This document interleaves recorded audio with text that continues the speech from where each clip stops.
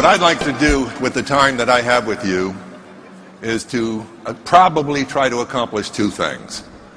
One, in 32 years, I've certainly been around the block in this industry. And I'd like to share with you, first of all, how I started, how bad it was, the worst thing that ever happened to me in network marketing, what I needed to learn to shift from not so good to really knowing what to do. Would that be of interest to you? Now, as a teacher, I've been teaching. Some of you may know I'm a former university professor in the field of psychology and sociology. And as a teacher, I always try to give my students things that could shift them from where they were in life to a new place that they wanted to be in life. Well, let me tell you what I know about human nature. Most people will not. Isn't that unfortunate? What I'm going to say right from the beginning, it's not that you don't know what to do, it's that you know what to do, you just won't do it. How truthful is that for most people? So let me start by telling you my network marketing story. There was an associate dean that worked with me that reported to me, and at this time I was a dean of a senior college of business. And he told me that his wife had a silly little business. Now, this is 32 years ago.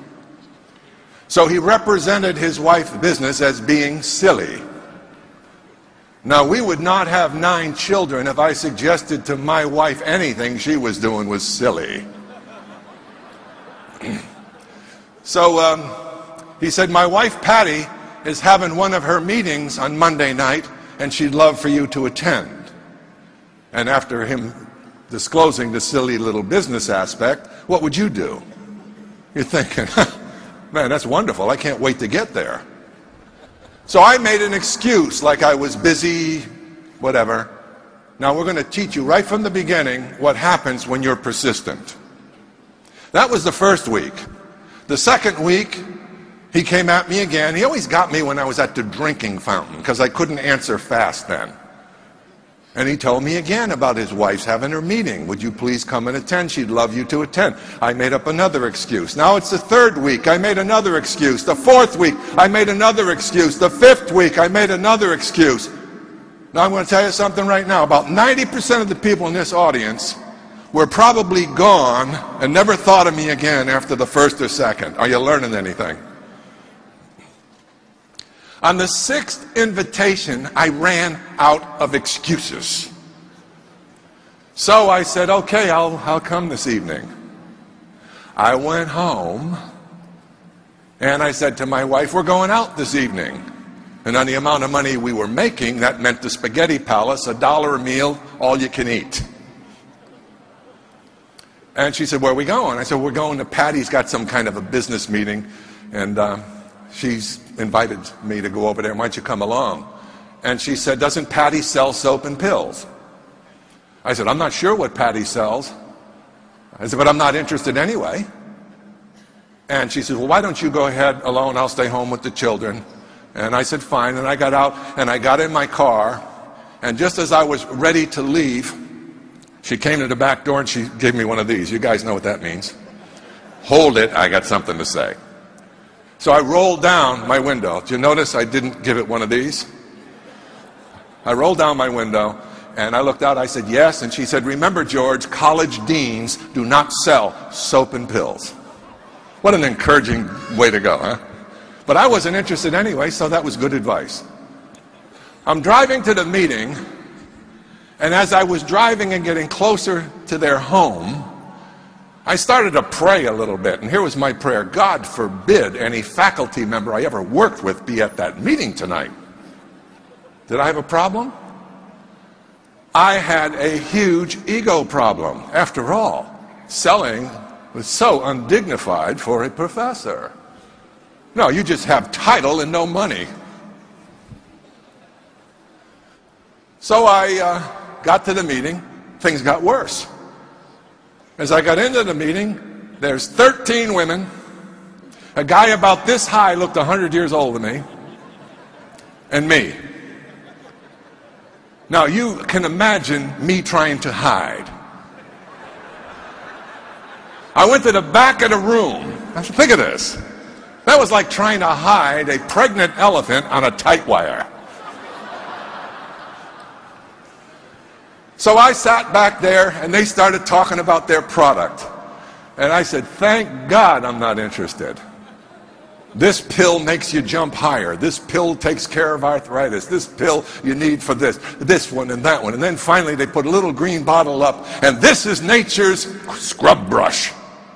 I said, this ought to be good. Yeah, you take it every day and it detoxifies the body. You got the picture?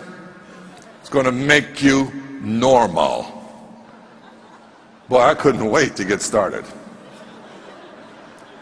Well, the meeting went on. They were done with the products, and I was delighted to know I wasn't interested in a single thing. And then that little guy that looked 100 years old, he got up. And this man changed my life. He got up and he said, my name is Armand. I'm from Canada. I work in a factory in the United States for 35 years. And I make a brake shoe for automobile. And I retire. I'm now 72-year-old. And I retire when I'm 65. And one day I'm 69, 68, 69. And my wife, Peggy, she come to me and she say, Armand, you must go back to work. I said, Peggy, I work all my life. What do you mean go back to work? Why? Because we are still alive and we are running out of money. That was a human interest story to me, and I kind of liked this guy. I didn't know what he was going to say next, but I kind of warmed up to the vulnerability of his story. And then he said, my wife, Peggy, and I, a friend called us to come see the network marketing, direct selling business. And they say, don't worry, Armand, if you cannot sell. This business will take anybody. And he says to his wife, Peggy, we are anybody? Let's go see. So I'm listening to him and I'm saying, it's pretty fascinating. I wonder where it's going. And then he said, my wife, Peggy, and I, we work as husband-wife team. I'm Peggy. Peggy goes, yes, Armand. And today, 3 years later, we earn $10,000 a month. I almost fell off my chair. That was more than 3 times what I was earning, and it took me many years to qualify to earn it. The guy went to 5th year education, 5 years of formal schooling. He didn't speak the Queen's English. He was in a foreign country for him.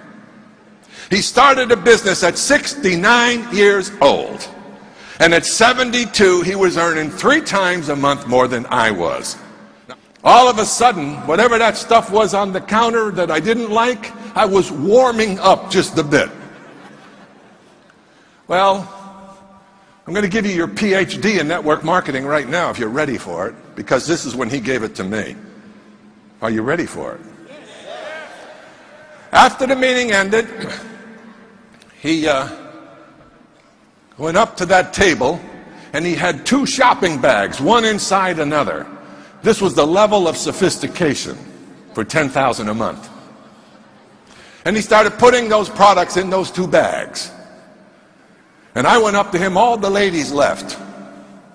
And I said, Armand, my name is George Zaluki. I said, God, I am impressed. That was clearly a euphemism for I am jealous. I said, can I ask you a question? He said, yes, you can ask me a question. I said, tell me, how can a guy like me who's only been a teacher and a coach get into this thing, network something, and make $10,000 a month? Now, why did I ask that question? Why do you think I asked that question? Because that sounded good to me. Does it sound good to you? Well, why don't you ask for what you want in life? Instead of praying all the time and wondering whether it's ever going to come to you. Prayers without works mean nothing. Faith without works means nothing. So, oh, he said, big man, you would like to earn $10,000 a month? I said, yes, that would be nice. He stood right in front of me, and he was about this high, I swear. I'm big, but this guy was small. And he's looking up like this, and he said, I ask you a question, big man. Listen to the question. Listen to it. Will you, big man, as represent 1 year of your life? I don't care if you do full time or you do with your spare time. You'll just have more time to do same simple things. You don't look over your shoulder left for 1 year. You don't look over your shoulder right for 1 year. You focus your mind,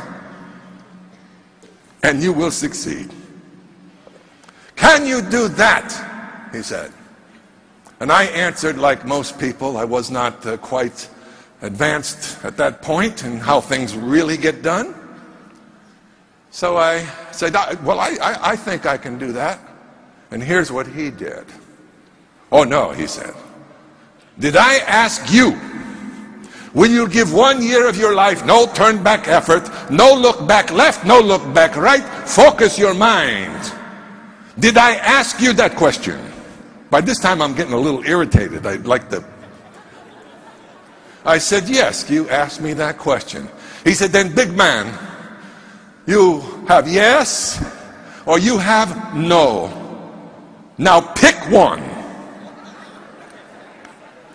I said, yes, I'll do it. Now here's the best training I ever had in my life about success. What he said right now. Here's what he said. That's good, big man. I can teach you no more. Now I'm going to tell you something. If I walked off this stage right now and you understood the power of that man's instruction, you can do anything. The problem is, folks, we start something and we lose focus. We let the little minds in life take away the big dreams, don't we? The little voices that you have in you from your past failures, they keep chipping away at your will to persevere. Yes or no? You think it's any different for me? I've just learned you need to tell those people inside of you to shut up.